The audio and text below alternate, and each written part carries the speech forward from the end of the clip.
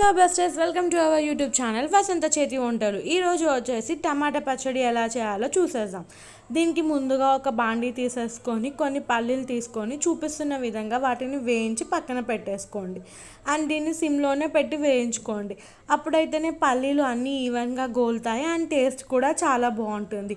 దాని తర్వాత పల్లీలు తీసి పక్కన పెట్టుకున్నాక పచ్చిమిర్చి తీసుకొని చూపిస్తున్న విధంగా ఒక దాంట్లో ఆఫ్ చేసేసి కట్ చేసేసుకొని ఇట్లా బాండీలో వేసి వేయించుకోండి. అన్నీ సిమ్లోనే పెట్టి వేయించుకోవాలి. అప్పుడైతేనే అన్నీ ఈవెన్గా ఫ్రై అయ్యి పచ్చడి కూడా చాలా టేస్టీగా ఉంటుంది.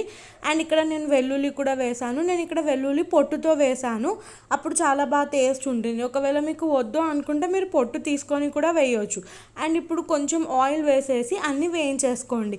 ఇంతలోపు మా ఛానల్ని సబ్స్క్రైబ్ చేయండి, లైక్ చేయండి, షేర్ చేయండి ఫర్ మోర్ వీడియోస్.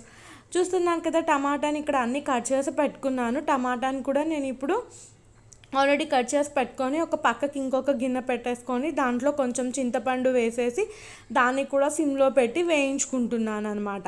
మీరు ఎలా చేస్తారు టమాటా పచ్చడి? రండి కింద కామెంట్ సెక్షన్లో చెప్పండి. ఒక్కసారి ఇలా ట్రై చేయండి, సింపుల్గా ఉంటుంది, చాలా బాగుంటుంది.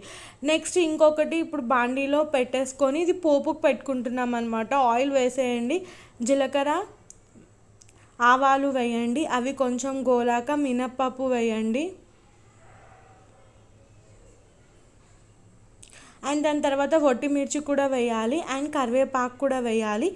ఇప్పుడు పసుపు వేయండి. ఆల్రెడీ ఇప్పుడు మనం వేయించి పెట్టుకున్న పల్లీలు, పచ్చిమిర్చి, వెల్లుల్లి కలిపి గ్రైండ్ చేసేసుకొని మిక్సీలో దాని తర్వాత టమాటాను కూడా వేసి గ్రైండ్ చేయండి. మన పచ్చడి రెడీ అయిపోయింది. Thank you for watching.